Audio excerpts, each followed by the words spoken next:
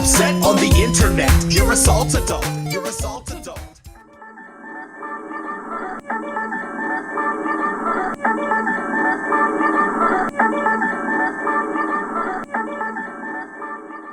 Hi everybody, welcome to Retro Station 1999. This is the news that I give a shit about, which is to say video games and wrestling. So strap in, folks. We're in for a bumpy ride today. We're going to first talk about pickups. I'm going to talk about pickups that I made over the weekend, and I'm going to shout out where I got them.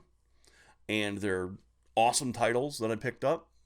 But because of the way that I got them, it's very important to talk about the other subject this week. And it's going to be the subject for the next couple of weeks. In fact, if you collect video games, and this is the end of summer, we're going into fall, okay? Summer's the garage sale season. Fall's when everyone's getting their shit bundled up together and going, hey, maybe I have some things I can trade in, or I have some things I can sell to get those Christmas presents my kids want, you know?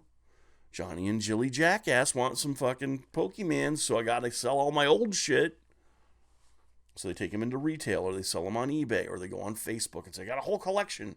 I'm selling for $1,200. Come get it.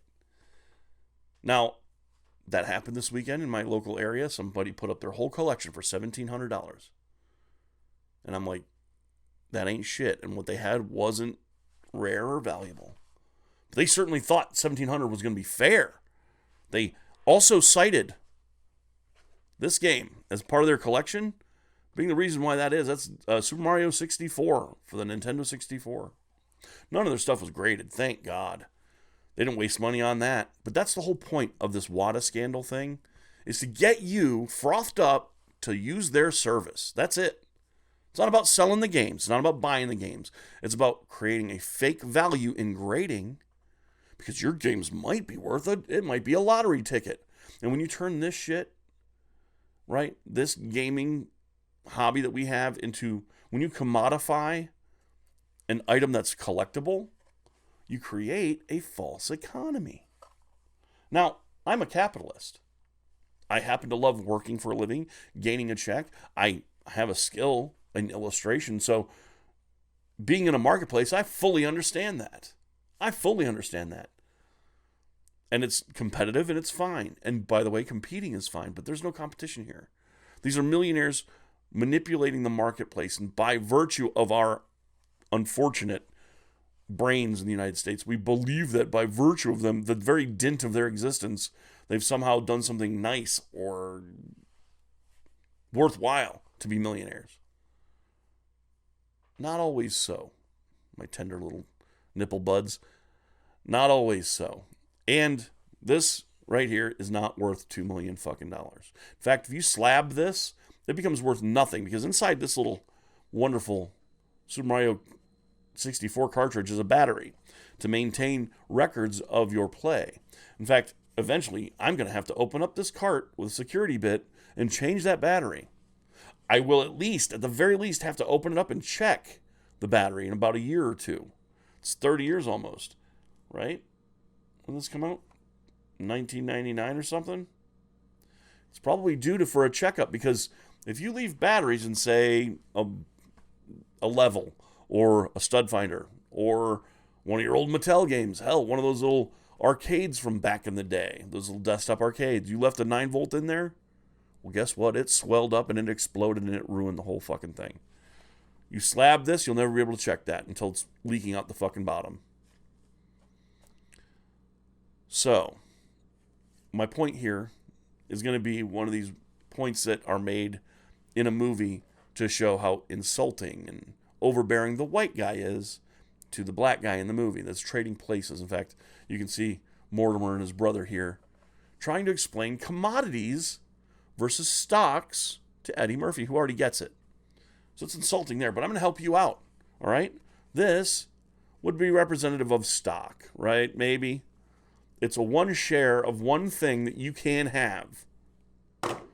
They want to turn our hobby into this, peanut butter. You understand? Or oil. Or, anything. Grapes, even. They want to turn it into something they can bet on. Well, people will think that everyone's going to like peanut butter soon. Shit, they did it with oats and corn. You know that? That oat brand thing when I was a kid.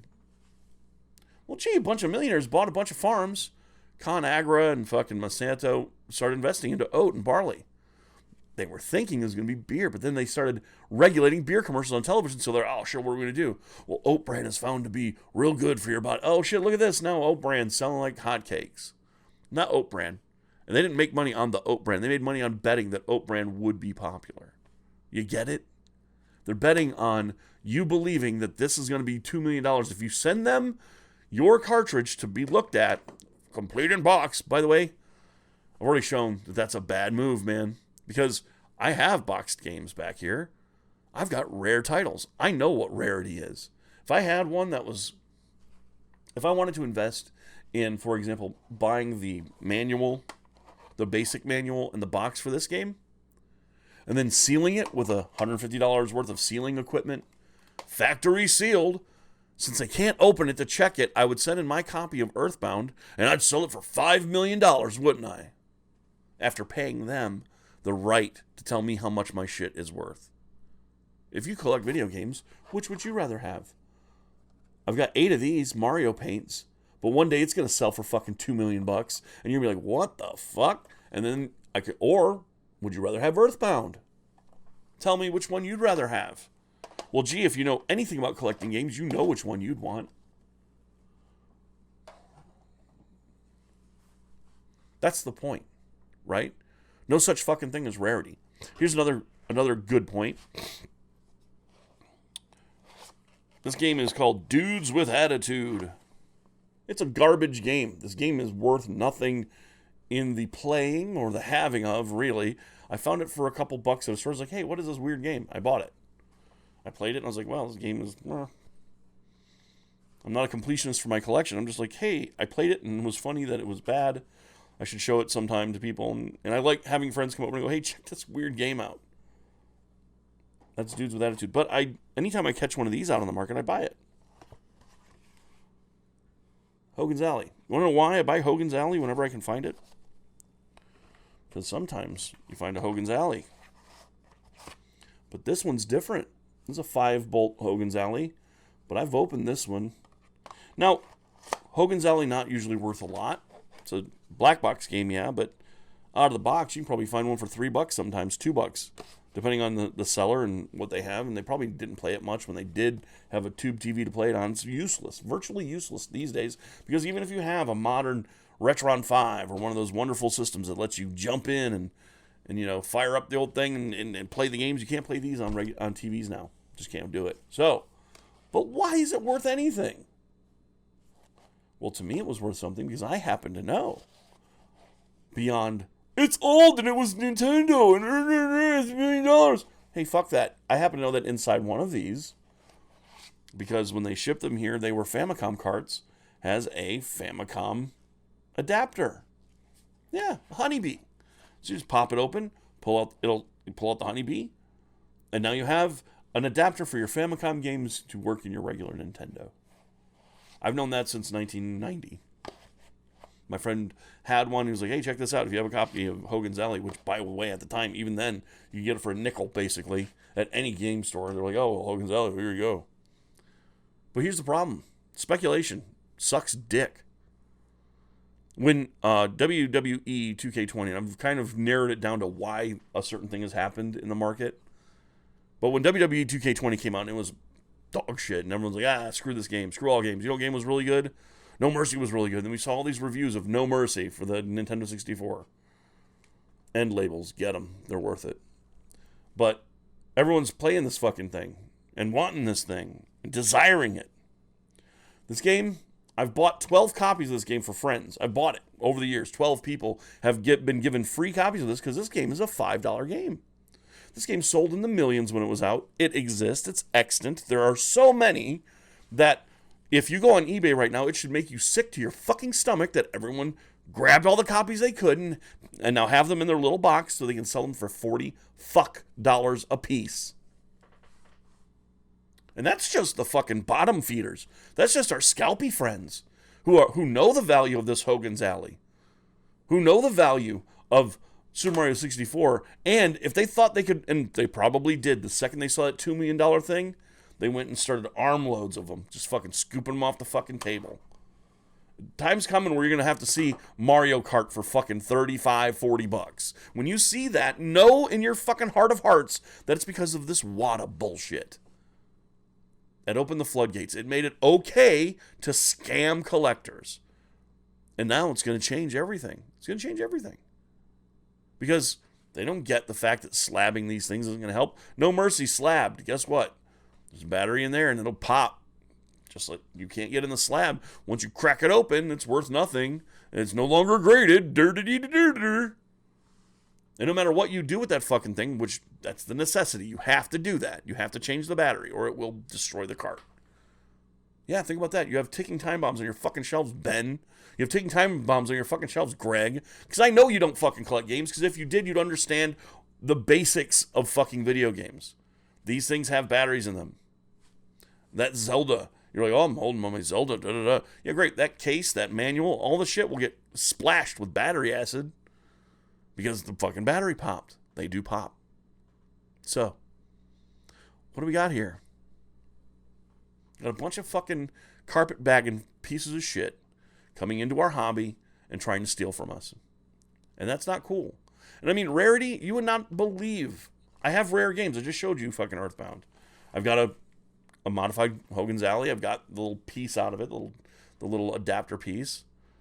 I've got No Mercy, which apparently is a $45 game. Burp, burp, burp, burp, burp. No, it ain't. The difference between me and everyone else is I'm not going to pretend like it fucking is, even though it is a great game. Probably the greatest wrestling game on the Nintendo 64. I have this game, Godzilla, Destroy All Monsters. Now, this game has fluctuated in price a lot. When I got it, I bought it on a whim. This is $12.99. I bought it at a yard sale for $2, along with Jurassic Park Operation Genesis for the Xbox original, and Aliens vs. Predator. Look, I bought a bunch of stuff from this one garage sale, and it was just because I liked the titles. Turns out those are some of the rarest titles on the Xbox. You can't really hardly find them. I didn't know that. I have everything on the Xbox that is rare to get, with the exception of Steel Battalion. I don't have that. But the reason why I don't have that is because I got buddies who do LAN parties at conventions with Steel Battalion. And I was like, you know what? I'm not even going to compete with those guys. I'm not going to try and grab it. And plus, they've cornered the market on it for a purpose, so people can actually play the fucking thing. Shout out to Beer and Board Games. Drunk Larry, what up? But here's the deal, all right? Let's talk about the news that had just come out. Seth Abramson has been mentioned before in this whole thing. He's a lawyer on Twitter. I don't know if he follows me or not, but I certainly follow him there. He has a lot of great information, and he doesn't take sides when it comes to if he finds some shit out about anyone, he says it, you know? And we need that in investigative journalism these days. And he didn't want to be. Yeah, I'm following him there. I don't know if he follows me, though. Does he follow me? No, I don't think so. Okay. But there we go. And he's got, for example, today, evidence of foreign entanglement in January 6th attack. Like, he knows shit. He finds it out. He looks it up. He gets involved. National video game scandal deepens as purchaser of historic Super Mario Bros. Game is revealed to have represented himself as co-founder of a company that graded it and set its fucking value. We're about to sell this. What do you think it's worth? Oh, $2 million, of course. It's $2 million. Okay, well, who told you that? Oh, WATA grading. Oh, great. Do you want to buy it? No, I'm going to buy it back for $2 million. Why? So everyone else's copy will be $2 million. Don't you get it? So everyone else will want to find out if WATA's grading their shit. Oh, WATA turns this thing. It's going to turn my fucking Mario paint into magical gold. And there it is. Proof that he fucking did it. You can find it on SethAbramson.substack.com. It's breaking news. Holy shit. Oh, and that isn't really breaking news. Rich people fucking poor people. Not breaking news. Not in our lifetime. Over here on Eurogamer.net, here's a wonderful headline. The WATA co-founder accused of breaking company rules on selling graded stock. It is a significant conflict of interest. They're reporting on Seth Abramson's report, but they have it. Fucking, oh my God. Email. It was Mark Haspel for more games. He found this fucking thing. You want more games? Call me, Mark Haspel. Oh shit. I'm one of the investors and one of the controlling interests in fucking WATA games. Uh-oh. Uh-oh. Uh-oh. What am I going to do? Well, I'm going to fucking rake in the cash when you yokels start sending me all that fucking money to get your fucking, your Mario Karts and your fucking, Super Mario Worlds complete in box. Fucking, sealed. Oh, they're sealed in some cellophane because cellophane isn't fucking magic. Fucking fools. Here, watch the video. Here's a guy on the internet showing you how to reseal your fucking Blu-rays to make them look good as new so you can take them back to Walmart and that old scam. Fucking animals, man. Just fucking animals. These rich fucks coming into my fucking hobbies and ruining them. Just ruining them. I pay too much already for fucking video games because everyone thinks that they're sitting on a goddamn treasure trove. A Scrooge McDuck gold mine of fucking wonderful, rare things. Because they've become this. Peanut butter. They're fucking hog bellies. They're oil. They're not an individual piece that might or might not be rare. There's not even an explanation as to their rarity. In fact, you can't get WATA to tell you why they grade things a certain way. So let's end this story, this particular bit of the news, with a thumbs up to Seth Abramson, thumbs up to all the people out there exposing this trash for what it is, and stop grading your games. At first I was like, getting things authenticated might be good if they're rare. You got a complete in-box sealed fucking Mighty Little Samson, get it in their hands. A Mighty Final Fight sealed and complete. Fucking get it in their hands and find out that it's authentic. Then open it, because you're going to have to get in there to change the batteries in those fucking things. I know it seems weird. It seems like an old man telling you, dude, change the batteries. But fuck, I've lost games because of that. All right? I lost a copy of Final Fantasy when I was younger. Didn't realize. Shit, I live in Florida. You keep these things in a hot enough environment, that battery will pop, and that's it. That's it for your fucking cartridge. And it was my original Final Fantasy cartridge I bought from Video News. When the Super Nintendo came out, and they're selling all their old stock to make room for all the new games. So here we sit. Our hobby, not in ruins yet, not gone completely, but it could be. So everyone just stay vigilant on that shit and stop getting your games graded with these fuckers thinking that you're sitting on wealth and riches, because you're just not. Your whole collection at aggregate might be worth something to somebody. But if that's what you're collecting for as an investment, you're a fucking fool. Especially since their way of grading and slabbing your games is going to fucking ruin your investment. All right, moving on. Pickups. I'm talking about some video game happy news. I picked up 3 titles this weekend. A Bug's Life on Nintendo 64. Tarzan on Nintendo 64. And I'm almost complete now in my wrestling game collection for Nintendo 64, SNES, and the NES. ECW Hardcore Revolution. I just need WWF Attitude. I think I have Raw. I just don't have Attitude for the 64. And yeah, these titles were a gift from my brother who has a collection, and they just don't play these. That's what collectors do. Oh, I don't play them. Here, have them. Because he knows I'm not going to walk these over to fucking Video Game Exchange and go, hey, here, have these. What can I get for them? And then I'll buy 2 things, and they'll be worth something. So that's not how collecting or curating a collection works. You fucking dipshits. Not you out there, my lovely people, my lovely space brothers. Just people who are taking advantage and being assholes. Fucking pieces of shit. So, I get all huffy puffy about it, or we can talk some really cool news. Hang tight. That's right. How long is this thing going? It takes forever to render if it's too long. So we'll quickly, oh, cool. We're halfway. Good. It's going to be half as long as the other one. And last night was All Out from AEW, as you just saw. What? Ad blocker? Just fucking fine. I don't care, CBS. Always, just pause it. I don't care. Just pause it. It's fine. All right, so let's talk about the pay-per-view, all right? We're going to talk about the The buy-in, that was Best Friends in Jurassic Express versus the Hardy Family Office. Tight little match. Fun ending. Not bad. Good stuff. Best part about that match was the sign that says Jurassic Times call for Jurassic measures. That should be a t-shirt. You get a +1. So that's a 1. That's an up and down thumbs up for that match. We'll give it an Orange Cassidy. Next was the TNT Championship, Miro versus Eddie Kingston. I love when people come into the match with a plan and they use that as part of the angle. It's like, hey, I know that your neck's bad. Coming at your neck, buddy. And now I know that. So that's your weakness. I'm coming at it. It was like the Bret Hart, Shawn Michaels, both of them training for months before WrestleMania. That kind of shit I love.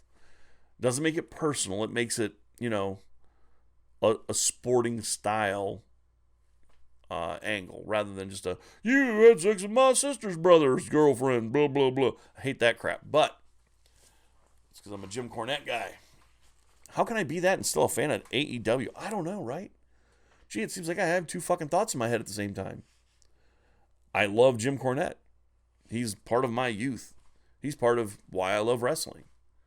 But I happen to like the Young Bucks, partially because they pissed Jim Cornette off. I like Kenny Omega, and I understand why Jim Cornette hates him with every fucking fiber of his being, and I will never try to convince Jim Cornette that what that guy did wasn't disrespectful to the level of wrestling that he was in when he was nearly stabbed to death and rioted. I get it. And there's no change in that feeling. That feeling's not going to go away. So I listen, and whenever he gets become a sour crotch about fucking who he calls fucking Twinkle Toes McFingerbang, I just don't listen. It's not fucking vital or important to me. And all you haters out there, good God, I love you guys. All the booberries coming onto the fucking chat over at Wrestle Talk right after the show. You guys think of WWE, blah, blah, blah. This show was just garbage. They had too many surprises. Yeah, that's why we like AEW. There's no fucking surprise over at WWE. If it isn't a big muscle-bound freak that McMahon can yank his dick to, then it's not what we're going to see. Anyway, match was good. All right. Miro wins, goes over. After a kick to the nuts, he didn't win with a sophisticated move or an overpowering move. He low blowed him and then fucking beat him basically. Low blow and a kick, and he wins the title. It was a hard-hitting match, hostile match, two medium-sized dudes.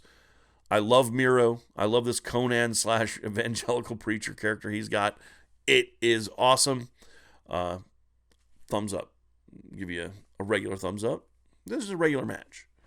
Jon Moxley versus Satoshi Kojima. This was a continuation from Moxley's conquering of New Japan, which was awesome. Beating a guy and then making him his young boy was awesome. Everything Jon Moxley does has a level of brains to it that people should really, really, really watch. All right? Really watch. Even when he loses. Even when he wins. Okay? Moxley beats Kojima. They traded King Kong lariats. It was awesome. It was awesome. And then, after the match, out comes one of the surprises of the show. To say the least. Minoru Suzuki. This guy. Ichi the Killer. Based on this guy. Because this guy is an animal. He is such an animal that Jushin Thunder Liger, the guy who dressed like a Gundam and fucking was the hero of all children, said that he was going to kill this dude in the ring. That guy comes out and beats up Jon Moxley to start another feud so that at our next pay-per-view we get another sweet-ass Forbidden Door style match. The Women's Championship. Chris Statlander is bae. And is very important to my channel as it so happens. I won't say why. But it's a preview to something kick-ass happening soon. Anyway, I love Chris Statlander. Chris Statlander is bae. She did not win this match. Britt Baker did. With a lockjaw and both of her finishes. She had to go over the top to win this one. And then we come to the match of the night. Which, Jimmy, I love you, buddy. But you're wrong about the Bucks killing the business. They're killing it fucking in every way. Sorry, this match, Young Bucks versus Lucha Brothers.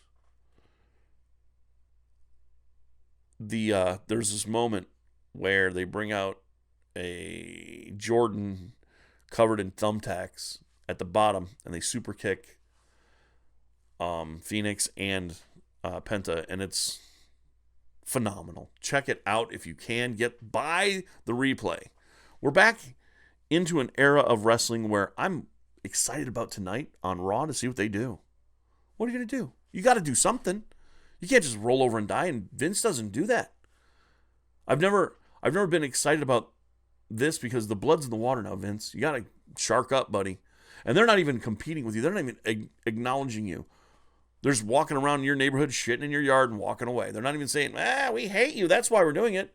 No, they're just trying to put on the best wrestling show they can, and making it about wrestling is going to get you in the long run there, Vince, because your shit's about fucking the fans. Just hate fucking us until we stop watching. You did that with me. Bray Wyatt's no longer on your show. I don't give a fuck about your show, to be honest. I cared about Bray. You fucked him. I cared about Brody Lee. He left and then passed away. Care about Eric Rowan. You had to fuck him too. He's gone. Braun Strowman, gone. Daniel Bryan, gone.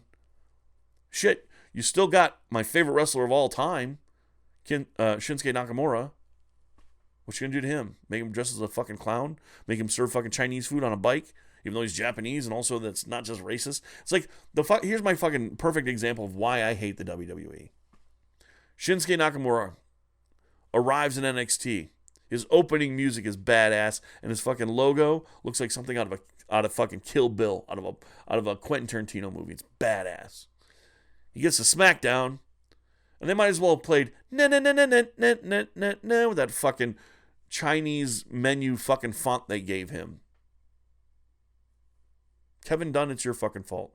I can't understand what you're saying, you big bucktooth fuck. You piece of shit. With your big, giant horse fucking teeth that are all brown and shit. That's why you're never on camera, bro. You're fucking disgusting. Anyway. I can't imagine how they're going to fuck him over, but they gave Bray's gimmick to fucking Alexa Bliss, who I don't mind, by the way. I actually like Alexa Bliss. I think she's overcome a lot in her life to become the person she is. I think her even wanting to adopt and team up with Bray says a lot about her. Her teaming up with Braun was awesome. So, Alexa Bliss, more power to you. I hope you take this gimmick to the stars, and I hope that it works for you against Charlotte Flair, but it won't, because Charlotte Flair is tall and muscular, and you are little.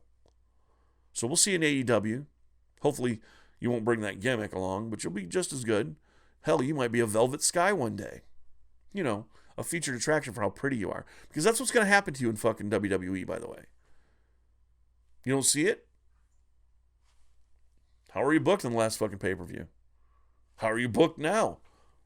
Creative got anything for you? Because you're going to find that they're not.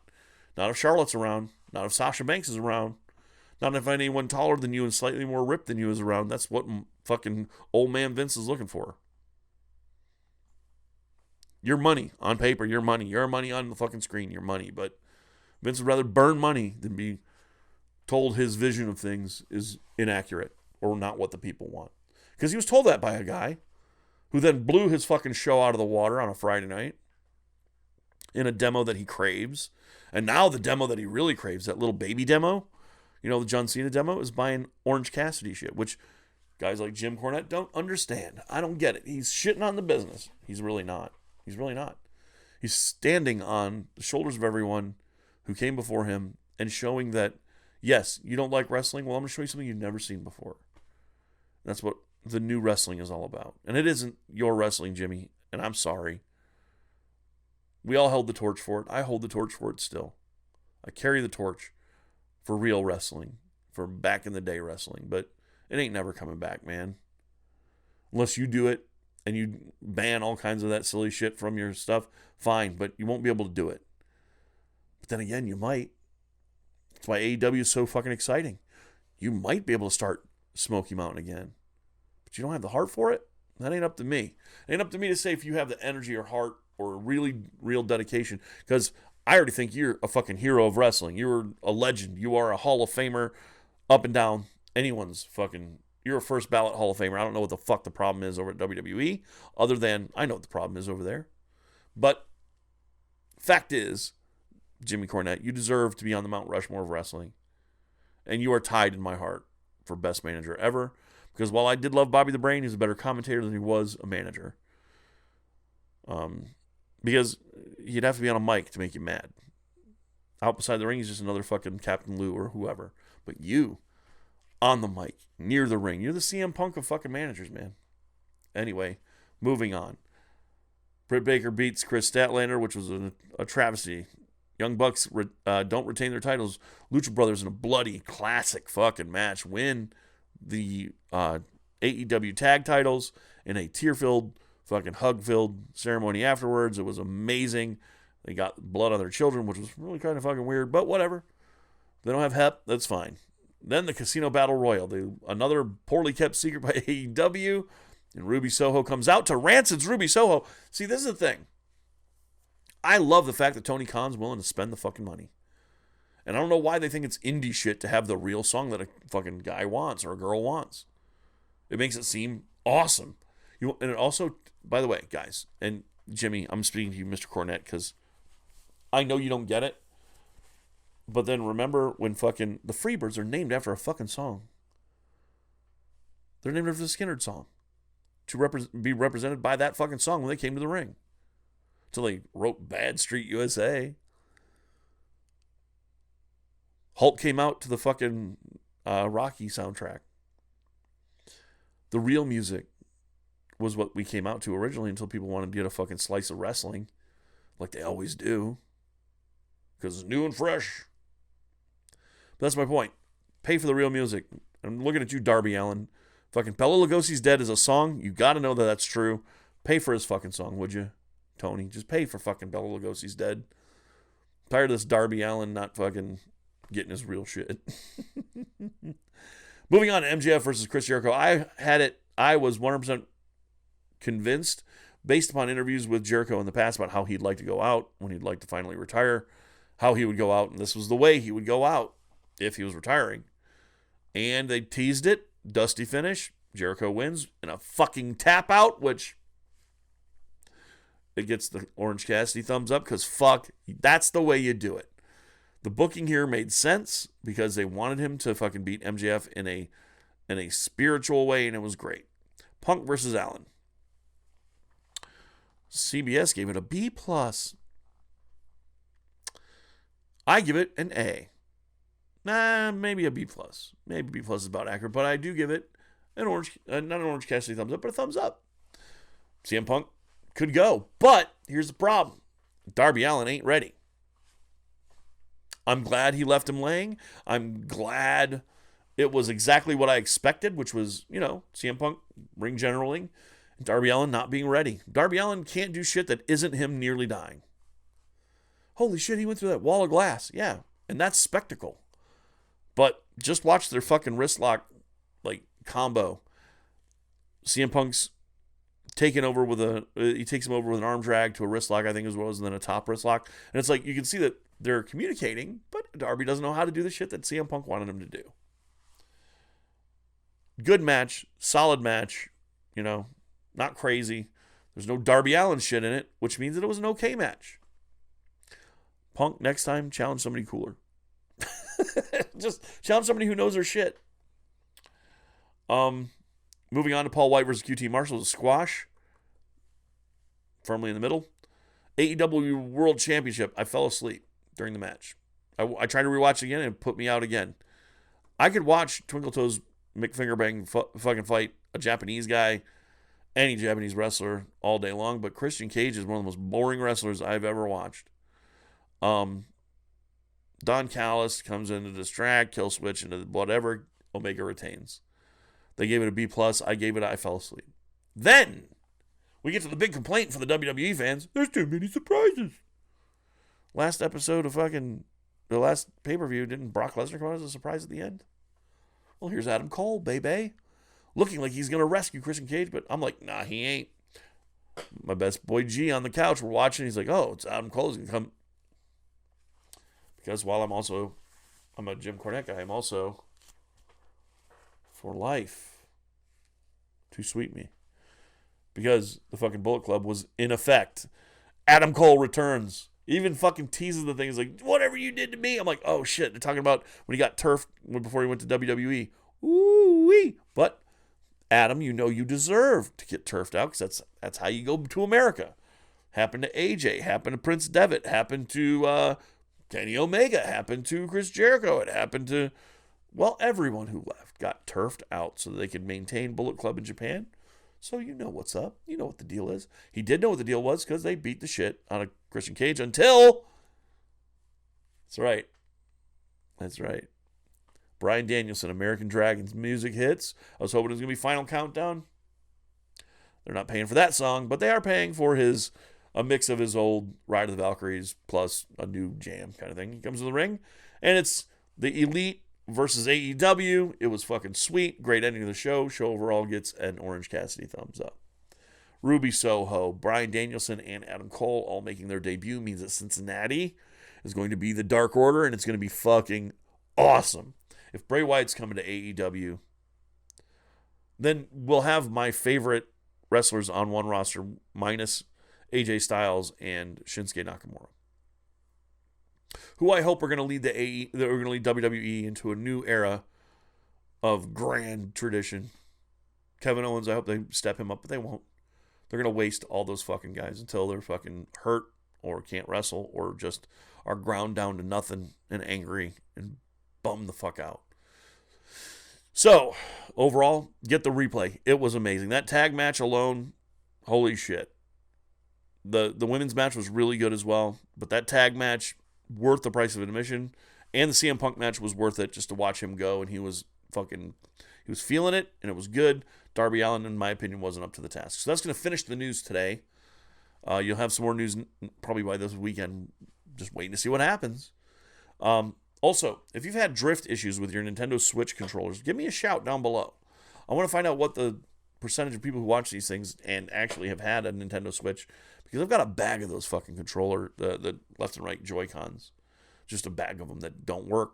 So, hey, shout me out down below and we'll talk about that next time, because there's been an update about how the drift issue, Nintendo was denying it for a while. Now there's kind of some rumblings about a class action and stuff. So, all right, everybody, thanks for watching. Thanks for hanging in. Please subscribe if you'd like to see the news when it comes out. License to Play will be up either tonight or tomorrow, and there's more License to Play coming. And holy crap, there's going to be, well, shit, I'll tell you. Here's the news. Chris Statlander is in one of my episodes. And Keith Apicary will be in an episode coming up very soon. That's right. I get guest stars. Because I have puppets. And we do fun shit here. That's what we do. So, everyone, more than anything else that I've said in any broadcast, hence, or now, or even today, remember to always, always, always stay retro. Peace.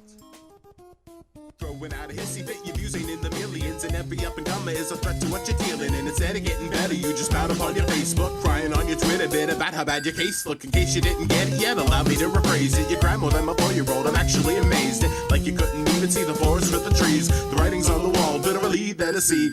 How you getting salted, a culture blowing up, man? I think there was a point where you started growing up, man. Instead of showing up, man, irrationally mad. Don't appropriate impression like the latest fashion fad. It isn't cool or funny to be acting like an edgelord. You alienate friends, pushing closer to the edge more. I don't know how to say it anyway to make it clear. If you're the one unhappy, then the problem's in the mirror. Get upset on the internet. You're a salt adult. You're a salt adult. Get upset on the internet. You're a salt adult.